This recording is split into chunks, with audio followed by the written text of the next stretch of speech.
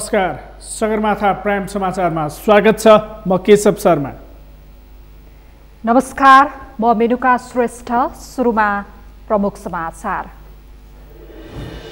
राष्ट्रपतिबाट प्रतिनिधि सभा विघटनको घोषणा। आगामी वैशाख 17 र 27 गते मध्यावधि निर्वाचन हुने ओली कदमको सर्वत्र निन्दा।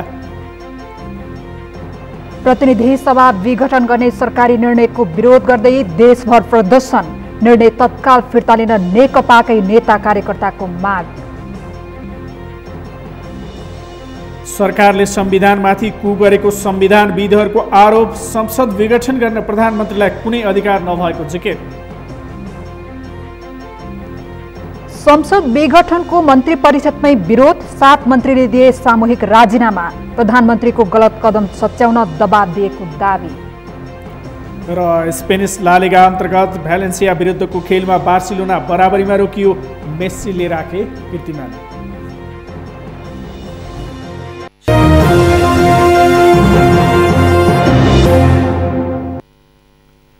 सगरमाथा प्राइम समाचार अब विस्तारमा। सरकारले सङ्घीय संसद अन्तर्गतको प्रतिनिधि सभा विघटन गरेको छ। सरकारको सिफारिसमा राष्ट्रपति विद्यादेवी भण्डारीले प्रतिनिधि सभा विघटन गर्दै मध्यावधि निर्वाचनको मिति घोषणा गरेकी हुन्। अब आगामी वैशाख 17 र 27 गते मध्यावधि चुनाव हुनेछ। यता संसद विघटन गरेपछि नेकपा स्थायी कमिटीले प्रधानमन्त्री केपी शर्मा ओलीलाई कारबाही गरेको छ। संसद विघटनको चौतर्फी विरोध समेत भइरहेको छ। अमृतराज काफ्लेको रिपोर्ट। सत्तारूढ नेकपाको विवाद उत्कर्षमा पुगेर प्रधानमन्त्री विरुद्ध अविश्वासको प्रस्ताव दर्ता हुने अवस्था भएपछि आकस्मिक रूपमा बसेको मन्त्री परिषद बैठकले प्रतिनिधि सभा विघटन गर्न राष्ट्रपति समक्ष सिफारिस गर्ने निर्णय गरेको थियो। नेकपाका 90 जना सांसदले प्रधानमन्त्री विरुद्ध अविश्वासको प्रस्ताव दर्ता गराएका थिए। अब यो अविश्वास प्रस्ताव दर्ता गर्ने जुन प्रक्रिया हो, अब दलहरूले आफ्नो अनुकूलतामा हाउस चलेको बेलामा ल्याउने त्यो स्वाभाविक रूपमा रहिहाल्यो।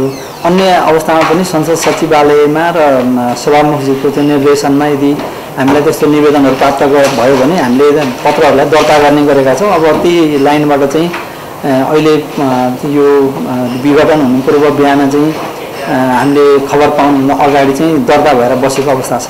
अविश्वासको प्रस्ताव हजुर, कतिजनाको हस्ताक्षर छ? त्यसमा करिब 90 जनाको हस्ताक्षर छ। सरकारको निर्णय कार्यान्वयन गर्दै राष्ट्रपति विद्यादेवी भण्डारीले प्रतिनिधि सभा विघटन गर्दै मध्यावधि चुनावको मिति समेत घोषणा गरेकी छन्। मध्यावधि चुनावको मिति आगामी वैशाख 17 र 27 गते 2 चरणमा हुनेछ। सरकारले संसद विघटन गरेपछि बसेको नेकपा स्थायी कमिटीको बैठकले प्रधानमन्त्री केपी शर्मा ओलीमाथि अनुशासनको कारबाही गर्ने निर्णय गरेको छ। प्रधानमन्त्री ओलीलाई स्थायी कमिटीबाट हटाउने निर्णय गर्दै नेकपाको स्थायी कमिटीले नेता कृष्णबहादुर महरालाई स्थायी कमिटी सदस्य बनाउने निर्णय गरेको छ। 77 पौष 5 गते प्रधानमन्त्री श्री केपी शर्मा ओलीद्वारा गरिएको प्रतिनिधि सभा विघटनको सिफारिसलाई असंवैधानिक, अलोकतान्त्रिक, निरङ्कुश, राजनीतिक स्थिरता, जनादेश एवं जनभावना विपरीत स्वेच्छाचारी कदम ठहर गर्दै यसको तीव्र विरोध एवं भर्त्सना गर्दछ। यसले नेपाली जनताले ठुलो बलिदानीपूर्ण सङ्घर्षद्वारा प्राप्त गरेको राजनीतिक परिवर्तन एवं उपलब्धिमाथि कठोर प्रहार गरेको छ। संविधानको रक्षकको समेत भूमिकामा रहनुभएका सम्माननीय राष्ट्रपतिज्यूबाट यो असंवैधानिक कदमलाई स्वीकार गरिनु पनि गम्भीर रूपमा आपत्तिजनक भएको छ। संविधान र लोकतन्त्र पक्षधर शक्तिहरूका लागि यो कदम स्वीकार्य हुन सक्दैन। प्रधानमन्त्रीको निर्णय संविधान विपरीत भएको भन्दै आलोचना र विरोध समेत भइरहेको छ। जहाँसम्म कानुनी र संवैधानिक व्यवस्था र प्रधानमन्त्रीको अधिकारको कुरा हो, अहिलेको नेपालको संविधानमा प्रधानमन्त्रीले कुनै पनि बहानामा कुनै पनि सनकमा संसदको विघटन गर्न सक्ने अधिकार छैन। यसको पछाडि हामीसँग खास संवैधानिक पृष्ठभूमि र अभ्यास छ। खास गरी 47 सालको संविधानमा प्रधानमन्त्रीलाई हामीले उसले चाहेको बेलामा संसदको विघटन गर्न सक्ने जुन अधिकार दियौँ, त्यो अधिकारको 4 पटकसम्म त्यहाँ दुरुपयोग भयो र त्यसले मुलुकमा एक प्रकारको राजनीतिक अस्थिरता ल्यायो र संविधानले परिकल्पना गरेको, संविधानले प्रमिस गरेको गोललाई प्राप्त गर्न त्यति बेला सकिएन। सायद त्यो सिकाइबाट होला अहिलेको संविधानमा संविधान निर्माण गर्दाखेरि संसदमा जुन सरकारले आफ्नो म्यान्डेट पाएर आउँछ उसले त्यो म्यान्डेट बमोजिम काम गरोस् र संविधान र व्यवस्थालाई बन्धकमा नराखोस्, राजनीतिक स्थायित्वमाथि उसले कुनै प्रकारको थ्रेट, कुनै प्रकारको धावा बोल्ने काम नगरोस् भन्ने अभिप्रायले हामीले के गर्यौं भने कि संविधानमा प्रधानमन्त्रीलाई कतिपय पार्लियामेन्ट्री सिस्टममा जुन संविधानले नै दिने गर्थ्यो कि हाउस डिजोल्युसनको प्रिरोगेटिभ पावर, त्यो प्रिरोगेटिभ पावर चाहिँ संविधानमा अहिले हामीले दिएनौँ।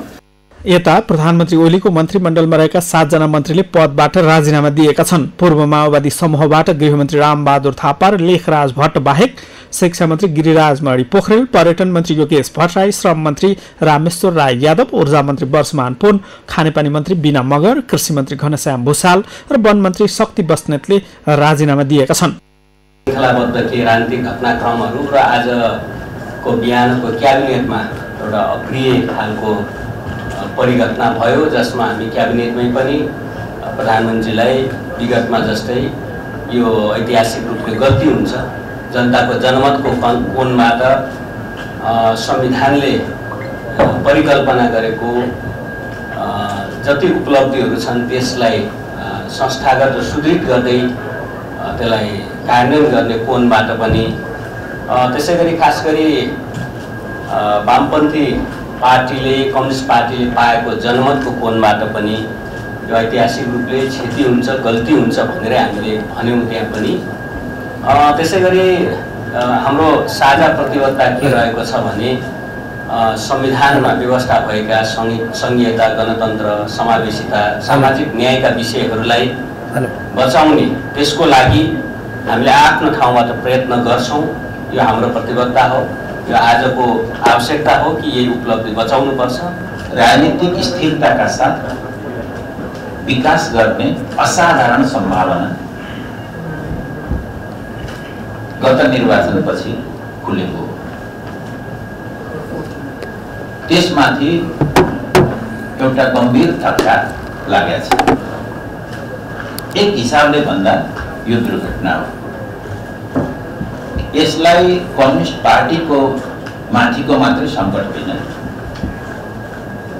यो वामपन्थी तर उदार राजनीतिक प्रबन्ध, मुलुकको वामपन्थी तर उदार राजनीतिक प्रबन्ध माथि केही समस्या र गम्भीर समस्या आएको कुरा साँचो हो। यसको सामना हामीले, कम्युनिस्ट पार्टीले, नेकपाले र नेपालको लोकतान्त्रिक जनमतले सामना गरिनेछ। सरकारले संसद विघटन गरेसँगै प्रमुख प्रतिपक्ष दल नेपाली कांग्रेसले समेत विरोध गरेको छ। कांग्रेसले संविधानमाथि नै खतरा उत्पन्न भएको भन्दै संविधान र लोकतन्त्रको रक्षाका लागि सबैसँग सहकार्य गर्ने निर्णय समेत गरेको छ। कांग्रेसले पार्टीको औपचारिक धारणा बनाउन आगामी मंगलबार केन्द्रीय समिति बैठक बोलाउने निर्णय समेत गरेको छ। प्रधानमन्त्री केपी ओलीले देशको संविधानको हरण गर्दै अहिले संसद विघटन गर्नुभयो। यो चाहिँ कुनै पनि हालतमा वैधानिक छैन। यो नेपालको संविधानलाई चिरहरण गरिएको छ र यो अलोकतान्त्रिक कदम प्रधानमन्त्रीले चाल्नु भएको छ र यसको नेपाली कांग्रेसले घोर घोषणा गर्दछ। पहिलो कुरा र यसले चाहिँ राष्ट्रलाई अस्थिरतातिर लाने, लोकतन्त्रलाई सङ्कटतिर लाने, यो अत्यन्त निन्दनीय काम भयो। सरकारले संसद विघटन गरेपछि नेकपाकै भातृ संगठन सहित कांग्रेसको भातृ संगठनले समेत देशव्यापी विरोध प्रदर्शन गरेका छन्। सरकारले गरेको कामको विरोध स्वरूप काठमाडौँ सहित देशका विभिन्न स्थानमा विरोध प्रदर्शन भएका हुन्।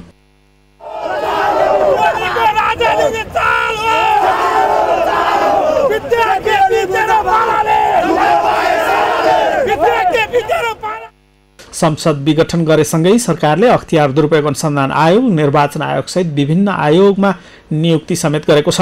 त्यस लगत्तै प्रधानमन्त्री केपी शर्मा ओलीले सबै सुरक्षा निकायका प्रमुखहरूसँग समेत छलफल गरेका छन्। सगरमाथा टेलिभिजनका लागि क्यामेरामा सुरेन्द्र राउतका साथमा अमृत राज काफले, काठमाडौँ। सरकारले संघीय संसद अन्तर्गत प्रतिनिधि सभा विघटन गरेपछि देशभर विरोध सुरु भएको छ। सत्तारूढ दल, प्रमुख प्रतिपक्षी दल सहितका राजनीतिक दल, विभिन्न राजनीतिक दलका भातृ संगठनले विरोध प्रदर्शन गरेका हुन्। प्रदर्शनका क्रममा केपी शर्मा ओली नेतृत्वको सरकारको राजीनामा माग सहित प्रतिनिधि सभा विघटनको विषय फिर्ता लिन दबाब दिएको छ। जिल्ला सहकर्मीको सहयोगमा तयार पारिएको एक रिपोर्ट। संघीय संसद अन्तर्गत प्रतिनिधि सभा विघटनको विरोधमा देशभर प्रदर्शन सुरु भएको छ। सरकारको सिफारिसमा राष्ट्रपतिले प्रतिनिधि सभा विघटन भएको घोषणा गरेपछि विरोध सुरु भएको हो। सरकारी कदमको विरोध गर्दै नेपाल कम्युनिस्ट पार्टी नेकपाका कार्यकर्ताहरू सडकमा उत्रिएर विरोध प्रदर्शन गरेका छन्। प्रधानमन्त्री केपी शर्मा ओलीले असंवैधानिक, अलोकतान्त्रिक र निरङ्कुश कदम चालेको भन्दै नेकपाका जनवर्गीय संगठनका कार्यकर्ताले आज काठमाडौँको माइतीघर मण्डला क्षेत्रमा प्रदर्शन गरेका हुन्। प्रदर्शनमा सहभागी कार्यकर्ताहरूले सरकार विरुद्ध नाराबाजी गरेका थिए।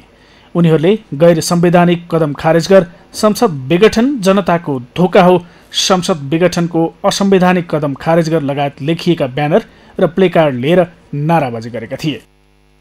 सरकारले संघीय संसद प्रतिनिधि सभा विघटन गरेपछि नेपाल कम्युनिस्ट पार्टी नेकपाका कार्यकर्ताहरूले प्रधानमन्त्री केपी शर्मा ओलीको गृह जिल्ला झापामा समेत सडकमा उत्रिएर विरोध प्रदर्शन गरेका छन्।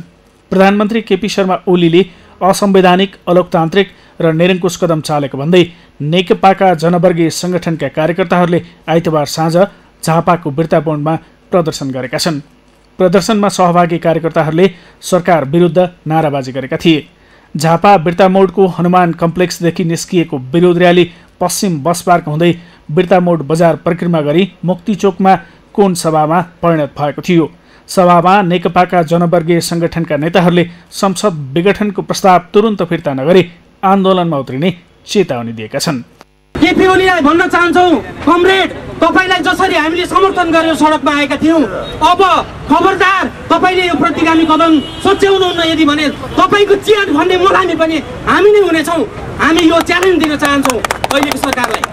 नेपाली जनताहरूलाई रुवाउँदै सडकमा ल्याउने तपाईँ कस्तो कम्युनिस्टको प्रधानमन्त्री? 2/3 को सरकार छ, केहीले छेकेको छैन जनताको काम गर्नका लागि।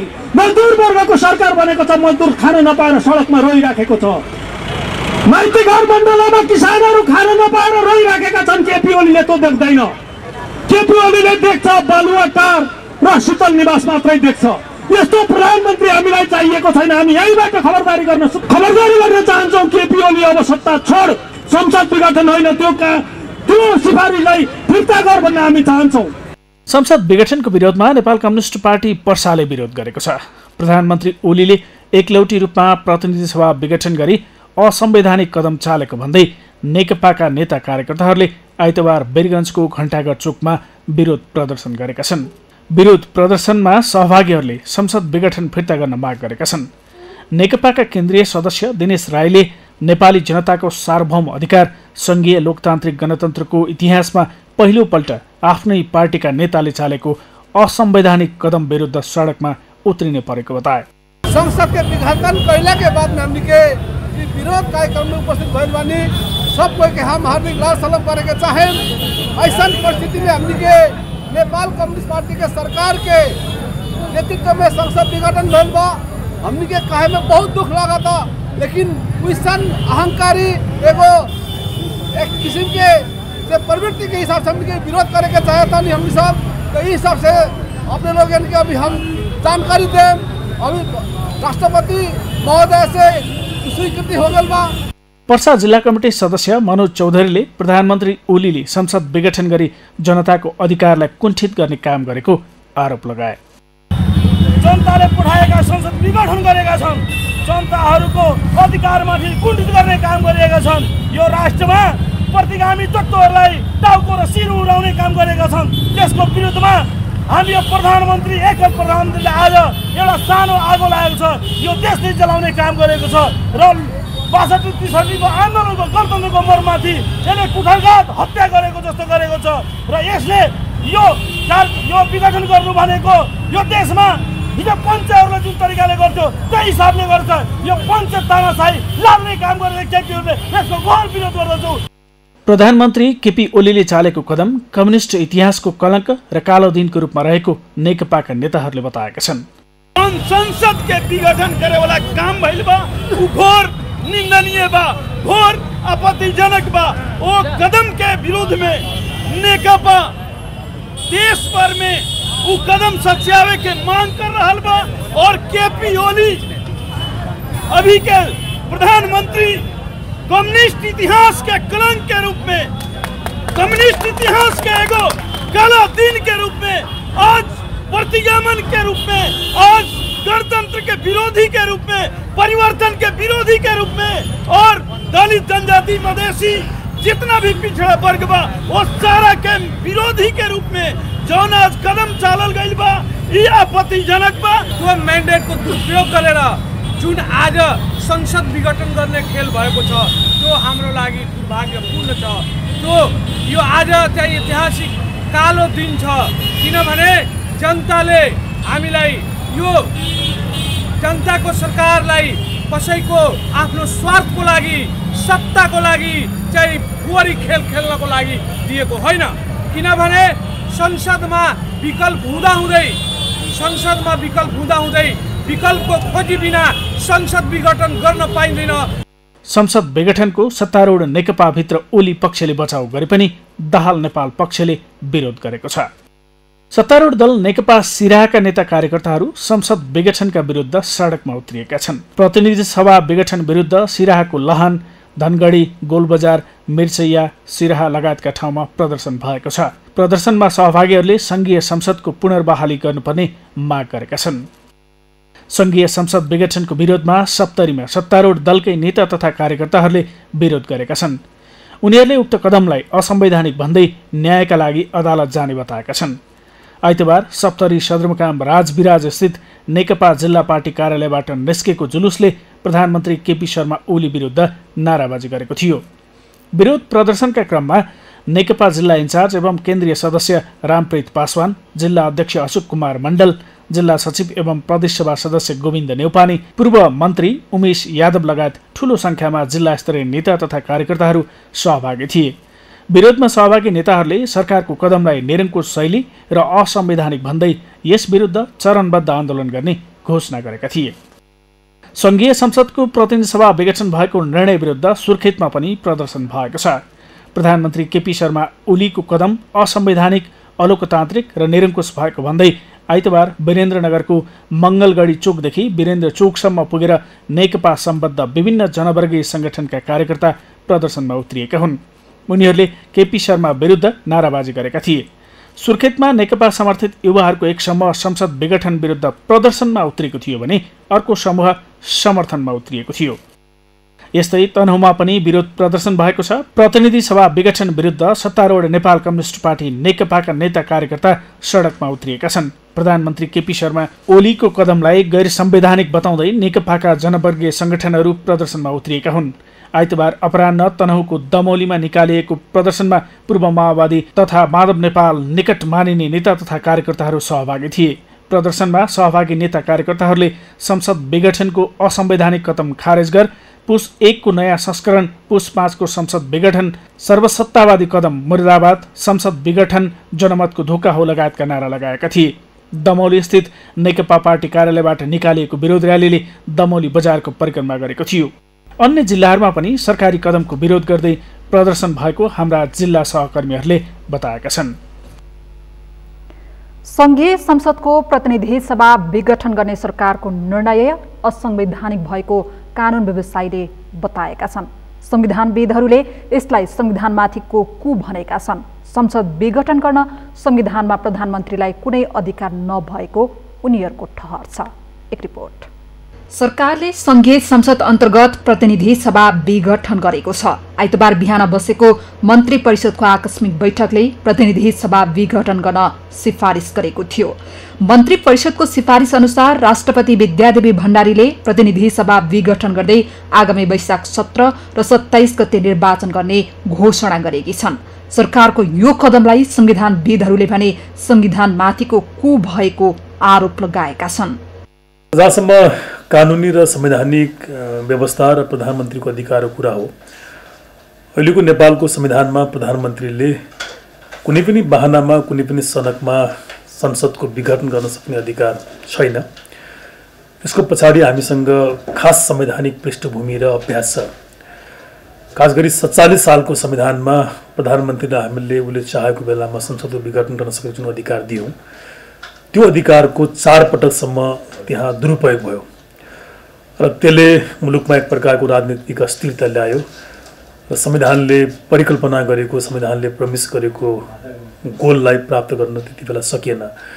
सायद त्यो सिकाइबाट होला अहिलेको संविधानमा संविधान निर्माण गर्दाखेरि संसदमा जुन सरकारले आफ्नो म्यान्डेट पाएर आउँछ उसले त्यो म्यान्डेट बमोजिम काम गरोस् र संविधान र व्यवस्थालाई बन्धकमा नराखोस्, राजनीतिक स्थायित्वमाथि उनीहरू कुनै प्रकारको थ्रेट, कुनै प्रकारको धावा बोल्ने काम नगरोस् भन्ने अभिप्रायले हामीले के गर्यौँ भने कि संविधानमा प्रधानमन्त्रीलाई कतिपय पार्लियामेन्ट्री सिस्टममा जुन संविधानले नै दिने गर्थ्यो कि हाउस डिजोल्युसनको प्रेरोगेटिभ पावर, त्यो प्रेरोगेटिभ पावर चाहिँ संविधानमा अहिले हामीले दिएनौँ र हामीले स्पष्ट भन्यो कि प्रधानमन्त्रीले कुनै पनि बहानामा संविधानको कारण आधार देखाएर हाउसको विघटन गर्न सक्दैन भनेर।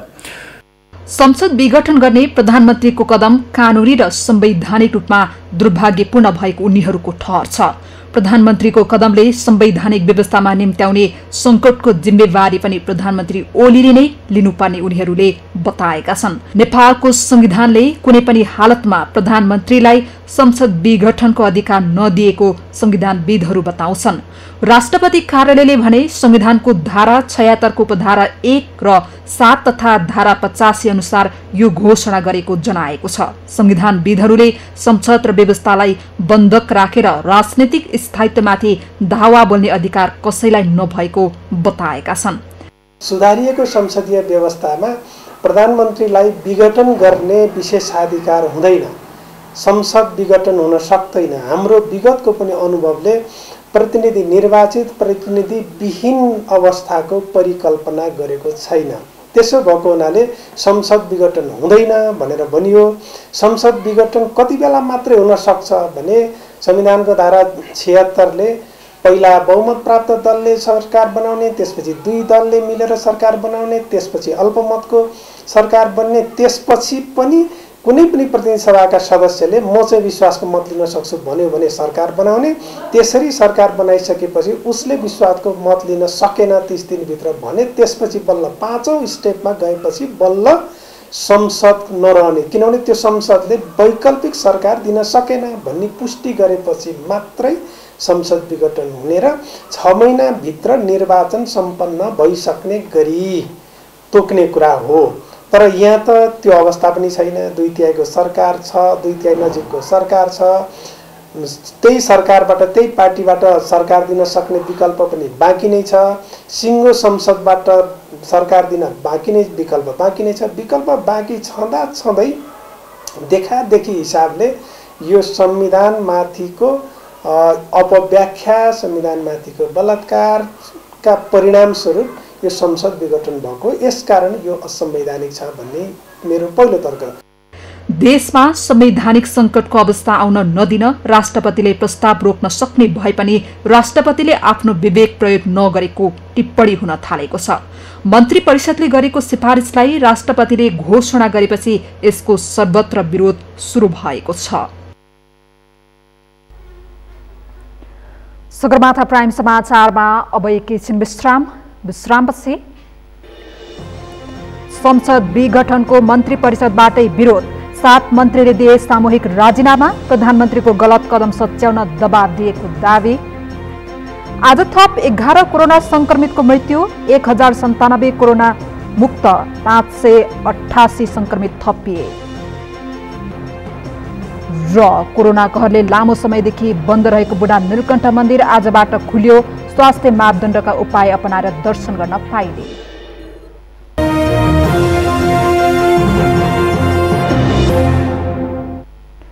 विश्रामपछि सगरमाथा प्राइम समाचारमा स्वागत छ। अब बाँकी समाचार। समान कामको समान पारिश्रमिक हुनुपर्ने माग गर्दै आन्दोलनरत त्रिभुवन विश्वविद्यालयका आंशिक प्राध्यापकहरूले आज सिट्ठी बजाएर विरोध प्रदर्शन गरेका छन्।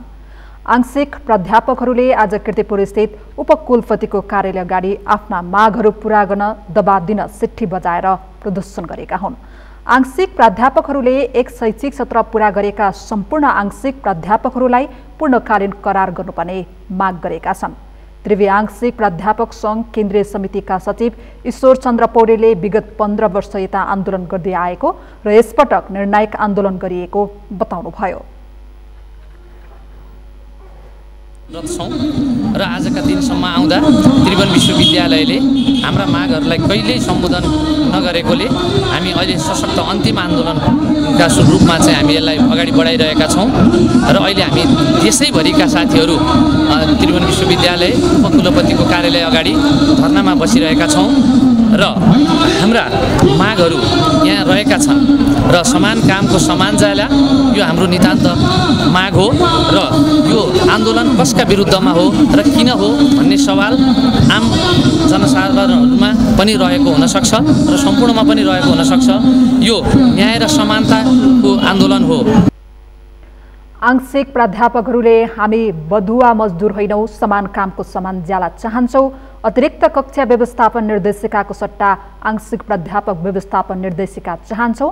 हामी सम्पूर्ण आंशिक प्राध्यापकहरू एक हुन चाहन्छौँ। त्रिभुवन विश्वविद्यालय हामी सबैको गौरव र पहिचानको धरोहर हो, त्यसैले अस्तित्व जोगाउन चाहन्छौँ। त्रिभुवन विश्वविद्यालयमा समान कामको समान ज्याला ग्यारेन्टी गरेर लेखिएको ब्यानरसहित प्रदर्शनमा उत्रिएका थिए।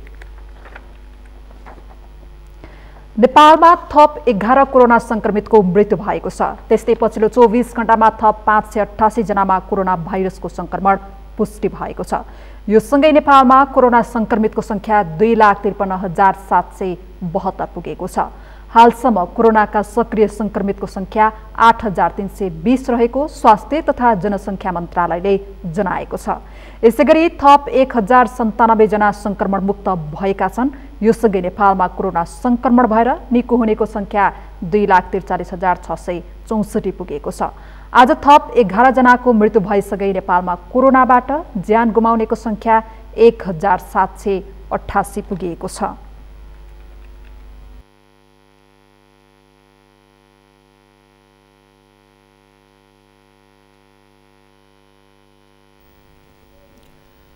म्याग्दीबाट धौलागिरी हिमालको आधार शिविर हुँदै मुस्ताङ पुग्न सकिने नयाँ पदमार्ग पहिचान भएको छ।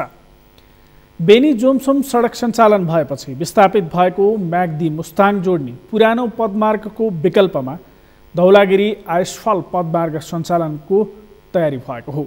म्याग्दीबाट सन्तोष गौतमको रिपोर्ट। संसारको 7औं 8,167 मिटर अग्लो धौलागिरी हिमालको आधार हुँदै मुस्ताङको लेते पुग्न सकिने धौलागिरी आइसफल पदमार्गमा पूर्वाधार निर्माण गरेर पर्यटक भित्राउन पहल थालिएको छ। म्याग्दीको रघुगङ्गा गाउँपालिकाले पूर्वाधार निर्माणसँगै हालै स्थलगत रूपमा सम्भावना र चुनौती तथा समस्याहरूको अध्ययन गरेको छ। रघुगङ्गाको अधिकांश ओडाहरूलाई समेटेको यस पदमार्गलाई औपचारिक र व्यवस्थित रूपमा सञ्चालनमा ल्याउनका लागि डिपिआर तयार गरेर पैदल मार्ग बनाइरहेको छ। संस्कृति पर्यटन तथा नागरिक उड्डयन मन्त्रालयबाट प्राप्त 25 लाख रुपैयाँ बजेटबाट चिमखोलाका बासिन्दा जंगलको ओढारमा बास बसेर पदमार्ग बनाइरहेका छन्। पर्यटन मन्त्रालयबाट बजेट छिटोभन्दा छिटो ल्याएर र हाम्रो जुन डिपिआर भइसकेको चाहिँ डकुमेन्ट चाहिँ सम्बन्धित निकायमा पुर्याएर छिटोभन्दा छिटो यो हामीभन्दा माथि भएको अहिले चाहिँ भर्खर मात्रै हाम्रो प्राविधिकले चाहिँ जुन चाहिँ यो सर्वे गर्नुभएको छ, यो सर्वे गरेको भिडलाई छिटोभन्दा छिटो खोल्नुपर्छ। एकदम जोखिम छ, यो जोखिम भिडलाई चाहिँ छिटोभन्दा छिटो खोलेर एकदम सहज तरिकाले के अरे आन्तरिक पर्यटक बाह्य पर्यटकलाई भित्राउनु पर्ने चाहिँ देखिन्छ। अक्करे भिरमा पहाड खन्ने र जंगल र पाखामा ढुङ्गाको सिडिक चिनेर पदमार्ग निर्माणले तीव्रता पाएको छ। ट्रेकिङ व्यवसाय एसोसिएसन टान र तत्कालीन जिल्ला विकास समिति म्याग्दीको अगुवाईमा 2068 भगवतीदेखि लेते जोड्ने धौलागिरी आइसफल पदमार्ग पहिचान भएको थियो। पर्यटन मन्त्रालय, पर्यटन कार्यालय पोखरा लगायतका निकायबाट विनियोजन भएको बजेटबाट भगवतीको रुइसे क्षेत्र, पछेत्रा धुरी, रोबाङ धुरी, लुसे धुरी, दहबुकी, फेदी, सुगुरथला हुँदै ससलाधारा क्षेत्रसम्म पदमार्गको ट्र्याक निर्माण भइसकेको छ। हामीले अलि तल ओडारहरूमा चाहिँ तिरपालको गोडहरू गरेर बसिया छ। त्यसमा हामी अहिले 35-40 जनाको हाराहारीमा त्यतिजना युवाहरू बसेर कहिले उता भिर फुटाउने काम गर्ने, कहिले चाहिँ यता यो झारी फान्ने, अब यो झारीको जरा उक्काउने, अनि ढुङ्गा फुटाल्ने, अनि यो सिडीहरू बनाउने, त्यसरी चाहिँ अब काम गरिराखेको छ। म्याग्दी र मुस्ताङ जोड्ने पुरानो पैदल मार्ग बेनी जोमसोम सडक सञ्चालन भएसँगै विस्थापित भएपछि त्यसको विकल्पमा नयाँ पदमार्ग विकास गर्न थालिएको हो। धौलागिरी र अन्नपूर्ण रेन्जका दर्जनौं हिमालहरूलाई नजिकबाट अवलोकन गर्न सकिने यस पदमार्गमा डाफे, मुनाल, कालिज, कस्तुरी, झारल, नाउर, घोरल, थार, रतुवा, हिमचितुवा लगायतका जंगली पशुपक्षी र तिनको वासस्थान यस पदमार्गका आकर्षण हुन्। पदमार्गमा आधारभूत पूर्वाधारसँगै खाने बस्ने सुविधाका लागि निजी क्षेत्रको लगानी भित्र्याउन र प्रवर्धनात्मक गतिविधिमा पनि ध्यान दिनुपर्ने देखिन्छ। सगरमाथा टेलिभिजनका लागि म्याग्दीबाट सन्तोष गौतमको रिपोर्ट। ठुलो शिलामा जलमाथि शयन गर्नुभएका भगवान बुढानीलकण्ठलाई अलौकिक र अतीय मानिन्छ। यसैबीच कोरोना संक्रमणको जोखिमका कारण गत चैत्र 11 गतेदेखि भक्तजनका लागि बन्द बुढानीलकण्ठ मन्दिर आजदेखि खुला गरिएको छ। आज एक कार्यक्रम गरी भक्तजनका लागि मन्दिर खुला गरिएको हो। पुष्कर खतिवडाको रिपोर्ट।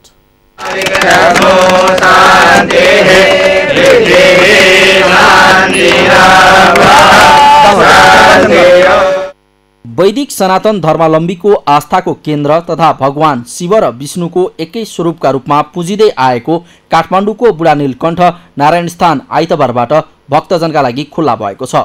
बढ्दो कोरोना संक्रमणपछि गत चैत 11 गतेबाट बन्द बुढानीलकण्ठ अब भक्तजनका लागि खुल्ला रहनेछ।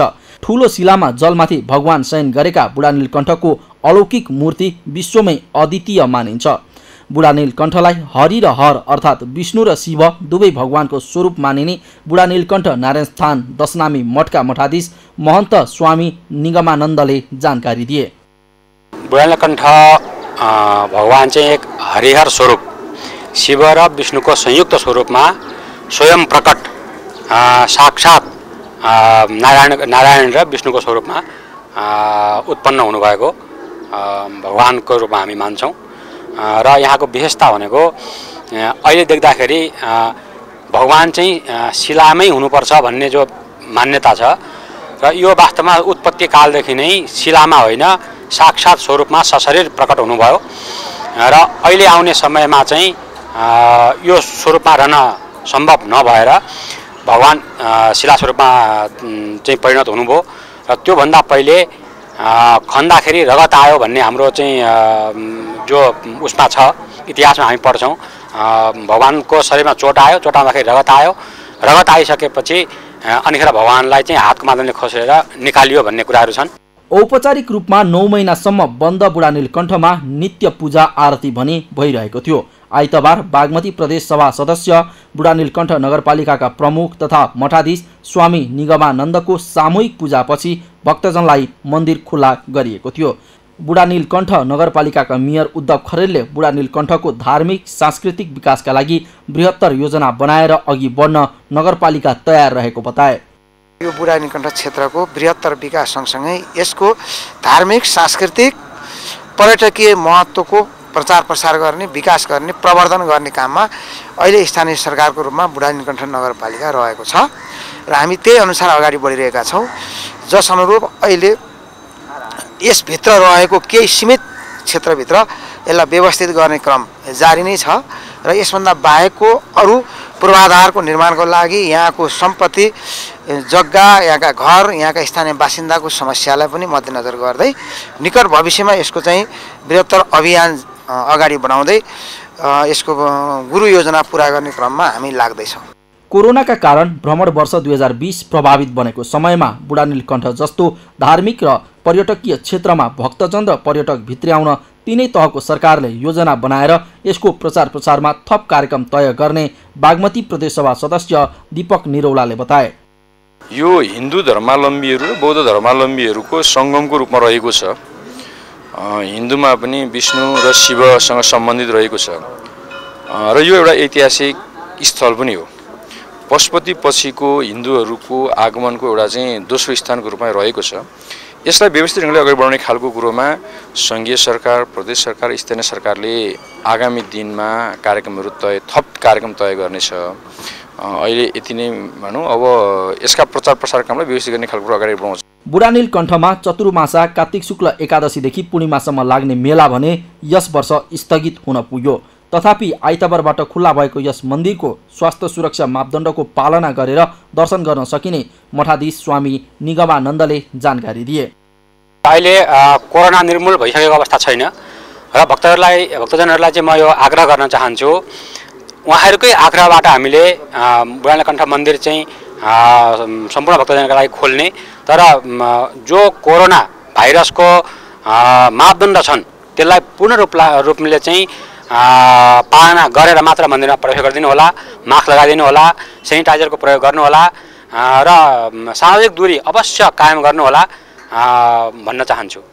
विश्वभरका वैदिक सनातन धर्मावलम्बीको आस्था एवं धार्मिक, ऐतिहासिक र पर्यटकीय महत्त्वको बुढानील कण्ठमा आइतबारबाटै दर्शन गर्न आउनेको भिड बढेको छ।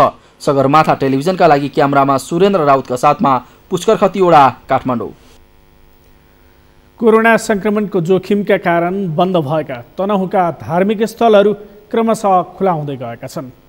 देवघाट धाम बाहेक जिल्लाका अन्य धार्मिक स्थल तथा शक्तिपीठहरूमा क्षमा पूजा गरी भक्तजनका लागि खुला गर्न थालिएको छ।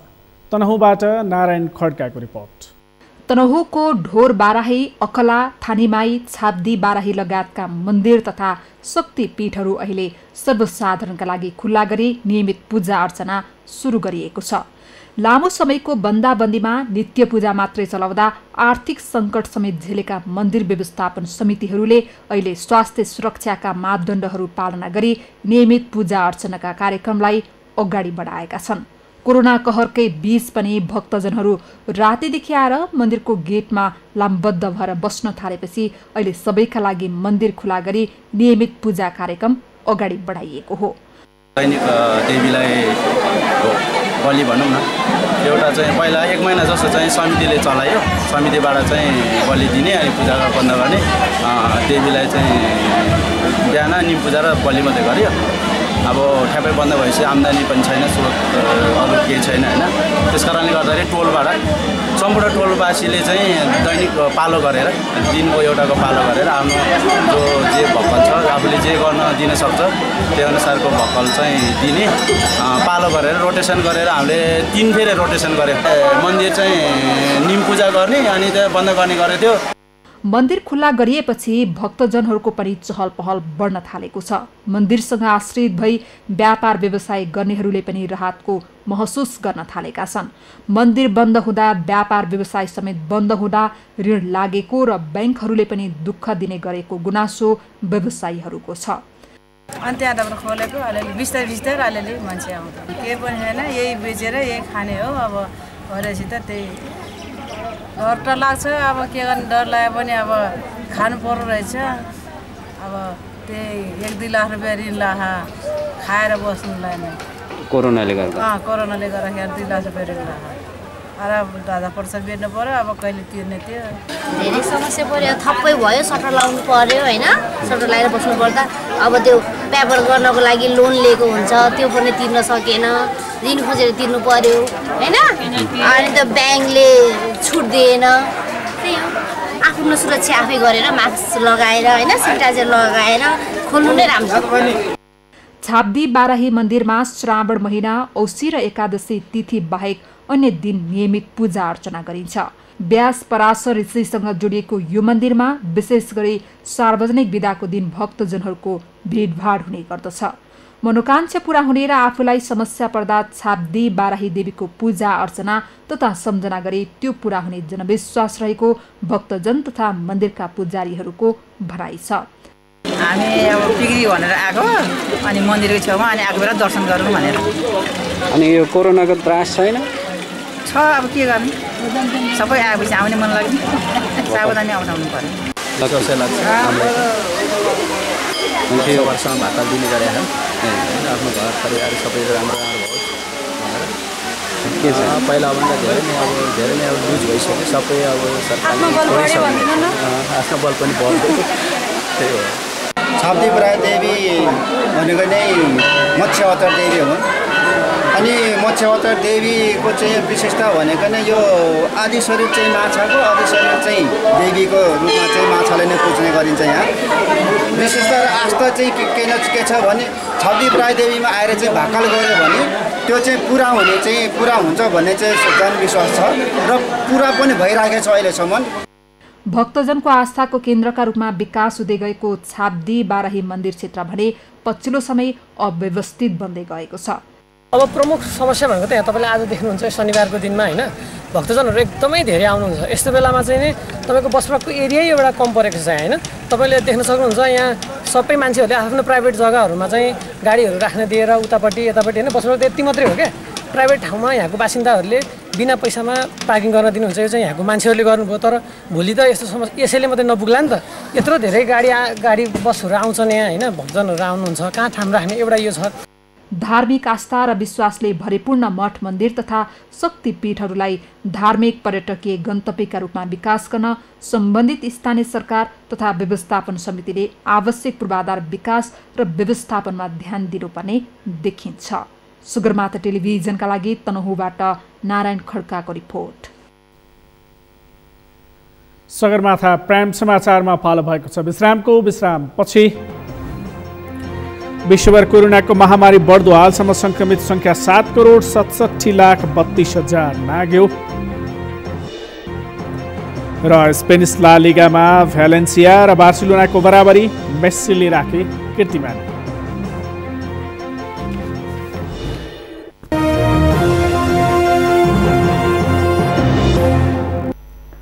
अब पालो अर्थ समाचारको। अर्थ समाचारका प्रायोजक हो आफ्नो विश्वास हो त्रिशक्ति सिमेन्ट। डिस होमको सिनेमाघर इन्टरनेसनलमा पौष 6 गतेदेखि हलिउड चलचित्र अनहिन्स्ड रिलिज हुँदैछ। नेपालमै पहिलोपटक हलिउड तथा बलिउडको चलचित्र पे फर भ्यू मार्फत नेपाली टेलिभिजनमा हेर्न पाउने सुविधा सुरुवात गरेको डिस होमले अनहिन्स्ड रिलिज गर्न लागेको हो। दर्शकहरूले यो चलचित्र पौष 6 गतेदेखि दैनिक 6 शो हेर्न पाउनेछन्।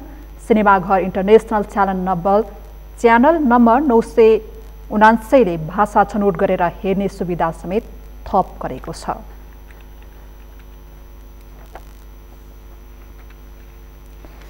एनसेल आजियाटा लिमिटेडले क्रिसमस तथा नयाँ वर्ष 2021 को उपलक्ष्यमा आफ्ना प्रिपेड ग्राहकका लागि दामी क्यास ब्याक योजना ल्याएको छ। यो योजनाले ग्राहकलाई 50 र 100 रुपैयाँको प्रत्येक रिचार्जमा पाउँदै आएको भन्दा बढी मेन ब्यालेन्स पाइने सुनिश्चित गरेको छ। यो योजना अन्तर्गत 50 रुपैयाँ रिचार्ज गर्ने प्रत्येक ग्राहकले कम्तीमा 51 रुपैयाँ मेन ब्यालेन्स प्राप्त गर्नेछन्। त्यसैगरी 100 रुपैयाँको रिचार्जमा अब कम्तीमा 102 रुपैयाँ मेन ब्यालेन्स पाउनेछन्। यो योजना पुस 5 गतेबाट लागू भएको हो र 15 दिनका लागि सञ्चालनमा रहने एनसेलले जनाएको छ। यो सँगै हामी सगरमाथा प्राइम समाचारको अन्त्यमा छौँ। अन्त्यमा प्रमुख समाचार फेरि एकपटक। राष्ट्रपतिबाट प्रतिनिधि सभा विघटनको घोषणा, आगामी वैशाख 17 र 27 गते मध्यावधि निर्वाचन हुने, ओली कदमको सर्वत्र निन्दा। प्रतिनिधि सभा विघटन गर्ने सरकारी निर्णयको विरोध गर्दै देशभर प्रदर्शन, निर्णय तत्काल फिर्ता लिन नेकपाकै नेता कार्यकर्ताको माग। सरकारले संविधानमाथि कु गरेको संविधानविदहरूको आरोप, संसद विघटन गर्न प्रधानमन्त्रीलाई कुनै अधिकार नभएको जिकिर। संसद विघटनको मन्त्री परिषदमै विरोध, 7 मन्त्रीले दिए सामूहिक राजीनामा, प्रधानमन्त्रीको गलत कदम सच्याउन दबाब दिएको दावी। र स्पेनिस ला लिगा अन्तर्गत भ्यालेन्सिया विरुद्धको खेलमा बार्सिलोना बराबरीमा रोकियो, मेस्सीले राखे कीर्तिमानी।